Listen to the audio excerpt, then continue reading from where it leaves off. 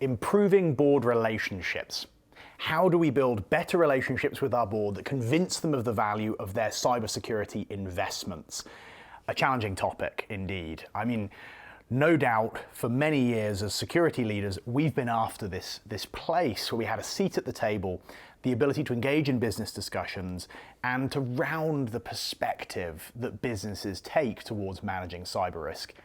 Now security leaders have it, and in response, there's this demand for not just technical skills, not just leadership skills, but business and risk skills as well. So in this short video, we're going to cover a few of the top tips that security leaders can pay attention to get better outcomes with their boards and their stakeholders. So I'm going to put you on the spot, Giorgia. You spend a lot of time talking to CISOs and security leaders. I do. You see stuff go well, you see stuff go less well. What would you pick as a first top tip to share with folks? Sure. And I think it's a really valid point. We're seeing the CISO role changing. What we found really successful is when CISOs frame their own objectives, their security objectives, aligned to what the business's objectives are themselves. This is a way to communicate with the C-suite, to communicate with executives who may not be familiar with various technical metrics. It's about understanding what will resonate with the executives through framing it as business objectives. Yeah, that makes sense. So to use the language that they are used to communicate what you're doing. And easy to say, Right. hard to do, right? I've seen a lot of security leaders think they are doing that, and you kind of read the kind of write-up or message and go, so that's a really good one. All right, let me follow up with a second, just to buy you some time for a third one. Marketing your team's output and influence continuously. A lot of security leaders wait until really bad things happen to talk about what their team are up to.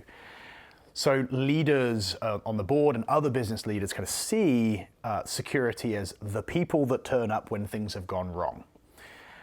I had a friend who was a very, very successful CISO for a number of years in a bank, and he told me a story about a newsletter that he used to run. And this newsletter had what the security team had implemented. It had a little dashboard, little traffic light system, green for things were fine, very simple. And he'd make sure that this newsletter got out to his stakeholders on a monthly basis. Well, after several months, he stopped this because no one was replying. No one was really engaging with him or his team. And the next day there was kind of complete panic because that report was actually what was keeping everyone engaged and calm, and everyone understood what was going on. People were like, where's the scorecard? Why isn't it green? Is it bad? What's happening? So continuously marketing your team's capabilities and reassuring folks of the good stuff as well as the bad is really crucial. Did you think of a third one yet? I'm thinking of a couple of stories that some CISOs have shared recently on that. And it's about taking time, the idea of being an internal marketer, taking time to meet the departmental bosses, to raise the visibility of security, and not just this is what we're focusing on this month, but what has gone well? What are the success stories that the business needs to see? This can also help going back to the building the relationships and getting sign-off for budget. If people are bought in, they can see the story of how you've been progressing and the things that you were doing that enables business outcomes, then it's a recipe for getting further engagement going forwards. I think one of the key things that we also hear from some CISOs is to frame the security risk as business risk, that you are reporting to the business the key things that could go wrong, the key things that are likely to come up that following quarter, and you are simply informing them of this, and that it is their job, it's the business-owned risk, not the cybersecurity-owned risk, or the cybersecurity function-owned risk, but it's their job to decide on what they want to do with that information. That's a really common one, actually. I've seen tons of, you provide me with the service of security, so report on how that's going, And if it's bad, it's your fault. It's one of the big reasons that a lot of CISOs don't last very long in roles, because that perception is that they're at fault if anything happens. And the reality is there's no 100% in security. Something is going to go wrong. Risk management is not risk elimination. So you're right, having those relationships where you can make security a business risk and a business responsibility. You may be the tip of the spear as that kind of security leader, right, but you're sharing it with everyone else. So maybe like we need pizza budgets for our technical folks and motivation, we need coffee budgets for networking with other executives as well. That's a good one. So what about, what would your other top tip be? I think last one for me, and this is something I've seen more inexperienced security leaders do. So some folks listening may go, well, I don't do that, but it's common. Bombarding business leaders with technical jargon and technical metrics. Right. We're all seeking to measure our performance and understand our investments in security.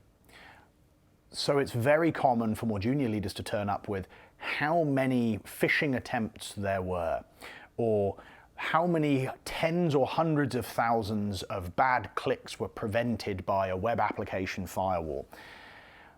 A lot of these metrics, whilst they're interesting in terms of building capability to security leadership, are really hard for anyone outside the business to contextualize. Think twice about the metrics you present. Do they make sense to other people?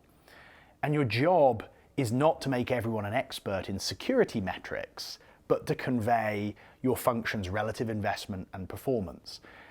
Most of the time, those board level interactions should have very few technical metrics associated. And sadly, they turn up all too often because they're an easy crutch for us to rely on. How would you suggest we could help CISOs with some of these issues around building relationships at the board?